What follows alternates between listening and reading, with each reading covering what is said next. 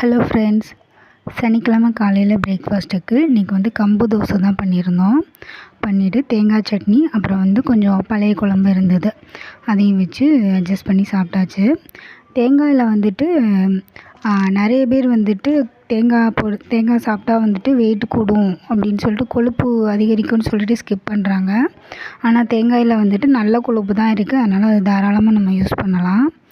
மதிய லஞ்சுக்கு இன்றைக்கி சுண்டை வத்தல், அப்புறம் இந்த மணத்தக்காளி வத்தல், அப்புறம் வெள்ளைப்பூடு எல்லாம் போட்டு இன்றைக்கி சுண்டை வத்தல் குழம்பு தான் வச்சுருந்தோம். பூடு எலும்புகளை உறுதி செய்கிறதுக்கும், எதிர்ப்பு சக்தியை அதிகரிக்கிறதுக்கும், அப்புறம் ரத்தத்தில் இருக்க சர்க்கரையோட அளவை கட்டுப்படுத்துறதுக்கும் ஹெல்ப் பண்ணுது. அப்புறம் இன்றைக்கி மணத்தக்காளி கீரை பொரியல் பண்ணியிருந்தேன்.